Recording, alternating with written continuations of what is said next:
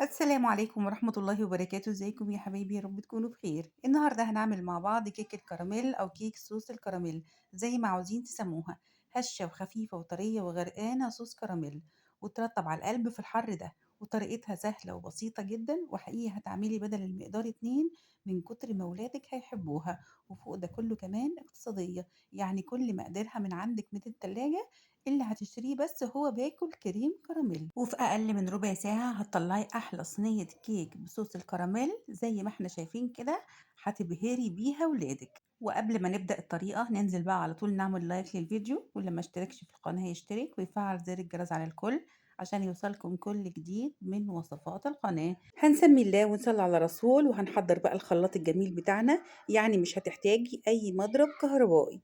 وهننزل على طول بأول المقادير بتاعتنا بكوباية ونص من اللبن بحرارة عادية، يعني ولا مغلي ولا ساقع، بدرجة حرارة المطبخ العادية، وبنفس الكوباية اللي عايرت بيها اللبن هي اللي هعاير بيها كل المقادير. هنزل بقى على اللبن بكوباية إلا ربع من الزيت، والزيت طبعا يكون نضيف وريحته كويسة عشان ما يعملش معايا طعم في صوص الكراميل.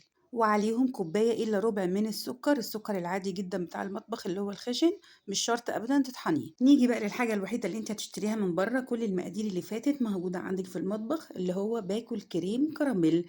هنجيب باكو بقى كريم كراميل وهتضيفي على المكونات اللي معانا في الخلاط الباكو كله كده على بعضه، وهتلفي بقى الخلاط لحد ما كل المكونات تدوب زي ما احنا شايفين كده، السكر مع الكريم كراميل، ويتقل كده خالص ويبقى صوص عندك كريمي زي ما احنا شايفين كده في الخلاط. وهناخد كوباية مليانة من صوص الكراميل اللي معانا في الخلاط وهنركنها على جنب، ما تحطهاش في التلاجة، سيبيها جنبك على رخامة المطبخ. ونرجع بقى لشوية الصوص اللي فاضلين معانا في شفشق الخلاط، وننزل عليهم بثلاث بيضات بحرارة المطبخ، وننزل عليهم بباكت من الفانيليا، ولو عندك فانيليا سايلة حطي نص معلقة صغيرة.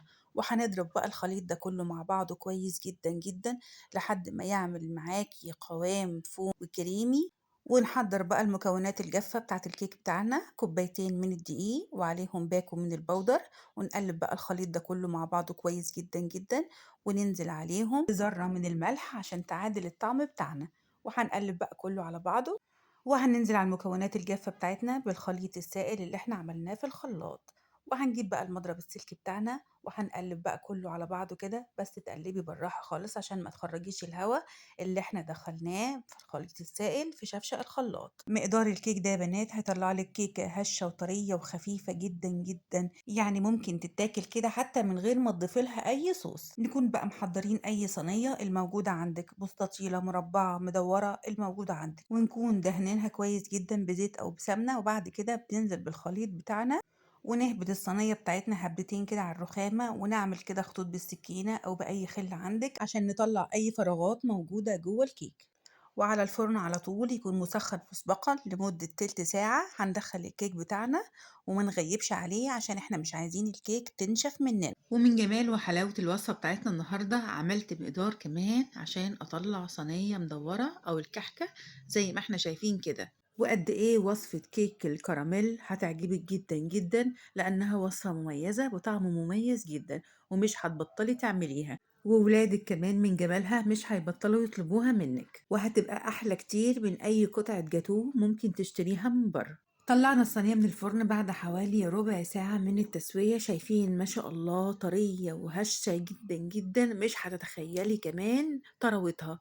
وكمان لو انت ما عندكيش اي لبن كمان تسقيها بيها، هي مش محتاجة فعلا انها تتسقي، بس انا عشان شوية اللبن دول كانوا متبقيين عندي فسقيتها، فانت ممكن ما تسقيهاش عادي لانها فعلا طرية جدا.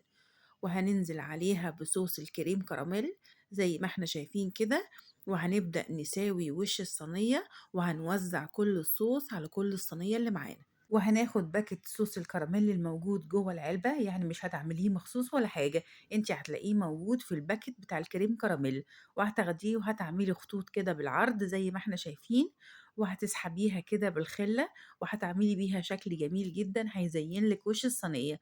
ما شاء الله شكلها راح تحفة جدا، كأنك جايبة قطع جاتوه من أحلى محل حلواني. وكيك الكراميل اللي معانا ممكن تتاكل دافية كده زي ما هي، وممكن تتاكل كمان ساقعة، في كلتا الطعمين بتبقى في منتهى الجمال.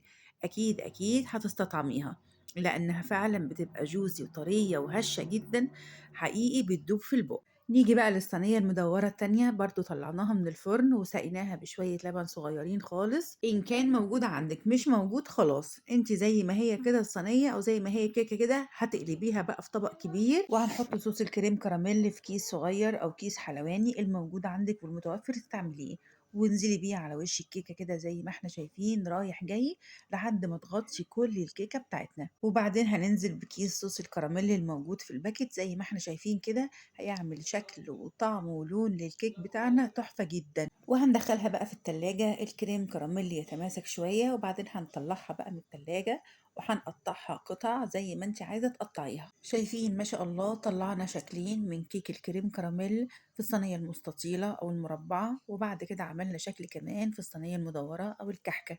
حقيقي الشكلين في منتهى الجمال وشكلهم مختلف جدا في التقديم.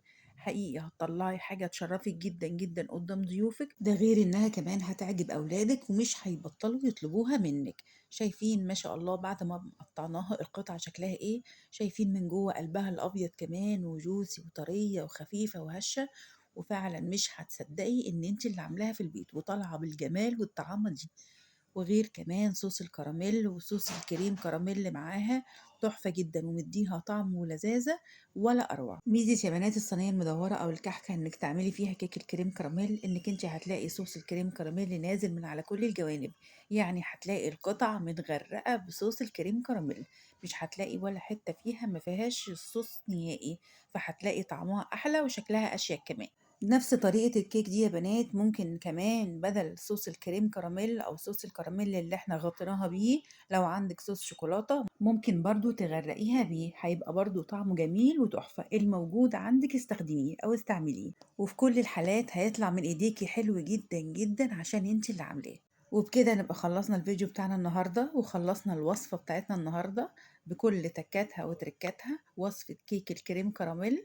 أتمنى إن انتوا تكونوا استوعبتوها كويس وتكونوا فهمتوا تكاتها عشان تعملوها باستمرار، وأكيد وأنا واثقة ومتأكدة إنها هتعجبكم ومش هتبطلوا تعملوها. أتمنى اللي عجبه الفيديو ينزل يشير الفيديو لكل أصحابه وحبايبه، وأتمنى كمان اللي ما اشتركش في القناة ينزل يشترك ويفعل زر الجرس على الكل ويعمل لايك للفيديو عشان يوصلكم كل جديد من وصفات القناة. أتمنى لكم الصحة والسعادة وراحة البال، وما تنسونيش من صالح دعواتكم.